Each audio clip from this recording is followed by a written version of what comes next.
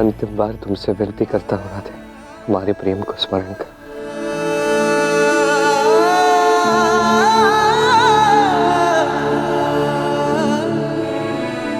बस यही आशा है कि तुम्हें हमारे प्रेम के कुछ अच्छे क्षण स्मरण हो जाए राधे।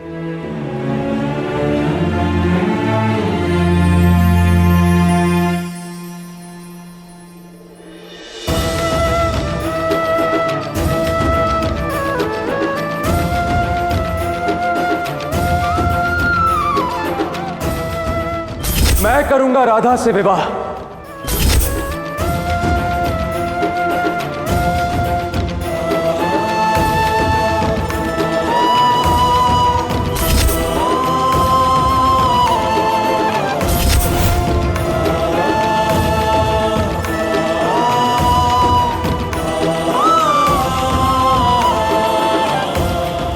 मेरे जाने का समय अब आ गया।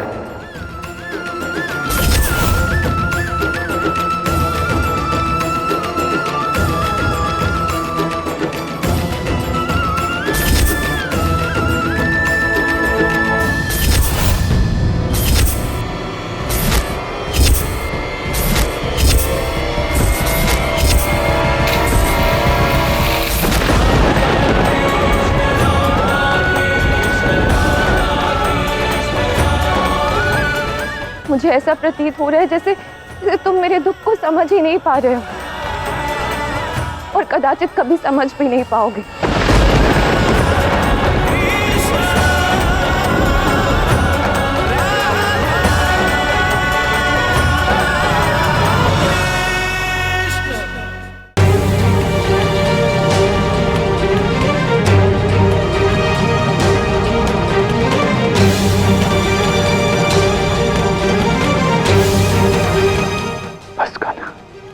अब और नहीं, वापस मार। इतना कुछ करने के पश्चात बच नहीं सकता। उसने हमें, हमारे सगे संबंधियों को, हमारे समस्त संबंधों को अत्यंत दुख पहुंचाया है कान्हा। उसे रोकने का कोई तो मार्ग अवश्य होगा और मुझे पूर्ण विश्वास है कि यह मार्ग तुम अवश्य ढूंढ लोगे। कुछ भी करने से पूर्व मुझे महादेव से भेंट करनी होगी था, तभी जाके अपस्मार के लिए मैं कोई उपाय निकाल पाऊंगा।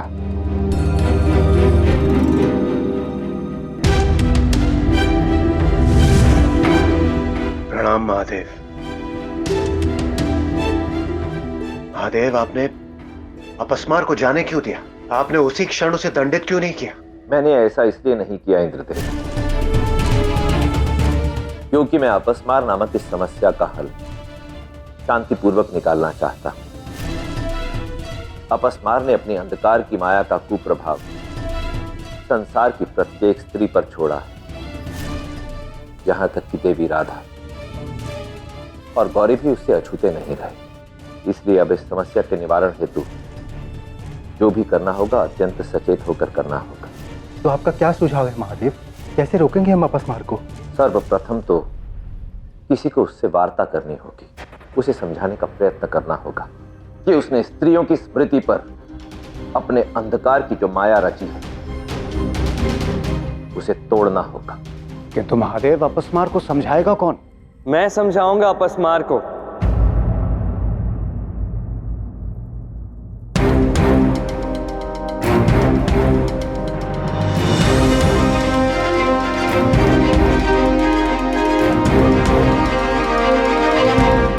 प्रणाम आराध्य। प्रणाम। प्रणाम नारायण।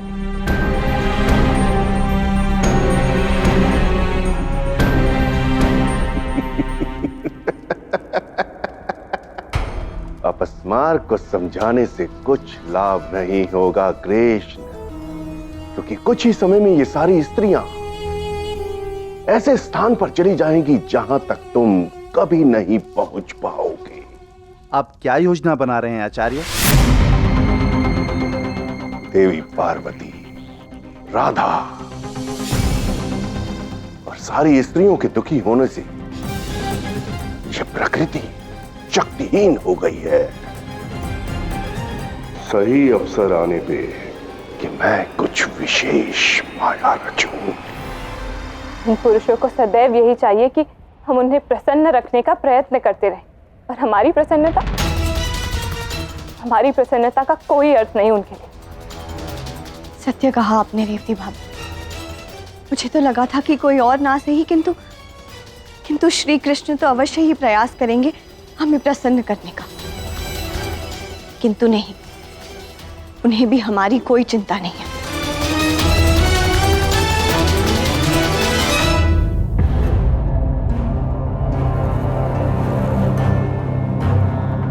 राधा,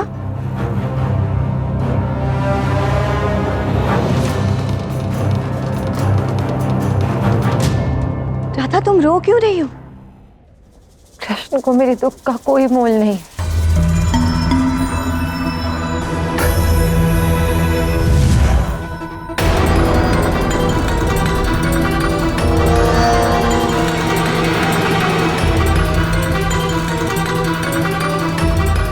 प्रणाम देवी। प्रणाम पार्वती माता। केवल कृष्ण ही नहीं, महादेव भी मेरी पीड़ा समझने में असक्षम है। इसलिए मैं कैलाश छोड़कर यहाँ आ गई तुम सबसे मिलने। मुझे विश्वास है कि तुम सब मेरा दुख अवश्य समझोगी। किंतु देवी, इसका कोई तो समाधान होगा ना। यदि वो पुरुष जिनसे हम अत्यंत प्रेम करते हैं वही हमारी पीड़ा नहीं समझ पा रहे हैं तो हम करें भी तो क्या करें? प्रत्येक स्त्री के भीतर प्रकृति की शक्ति होती है।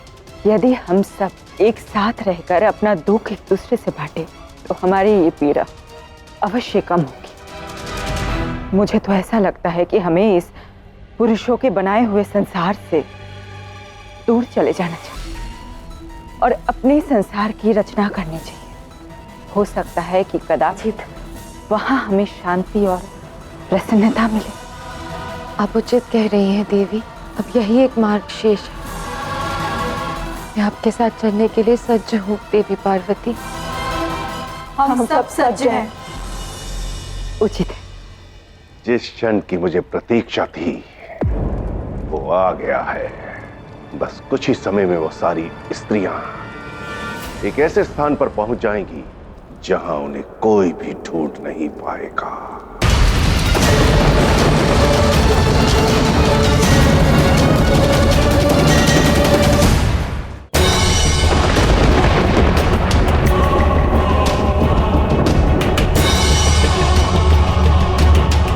अब जो स्त्रियां इस नदी से जल ग्रहण करेंगी वो मेरी माया में लीन हो जाएंगी।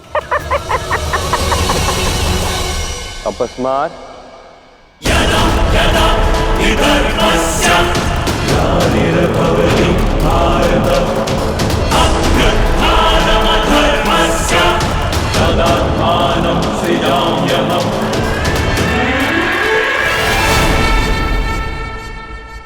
अब तो और भी आनंद आएगा इस अज्ञान के खेल में।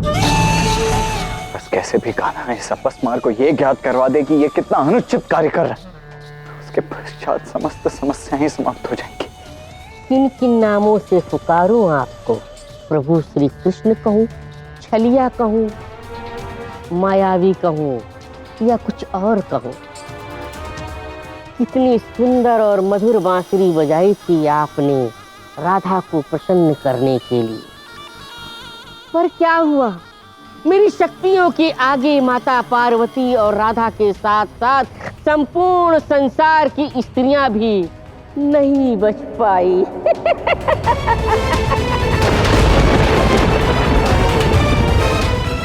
अब भी समय है अपस्मार। जो भी बिगाड़ा है उसे सुधारो। देवी राधा, देवी पार्वती और अन्य सभी स्त्रियां, उन सभी को अपने प्रभाव से मुक्त करो। महादेव रुष्ट है अपस्मार। यदि वो क्रोधित हो गए उसका परिणाम क्या हो सकता है तुम्हें भली भांति ज्ञात है। कैसे दंडित करेंगे? डमरू बजा के या नृत्य तांडव करके?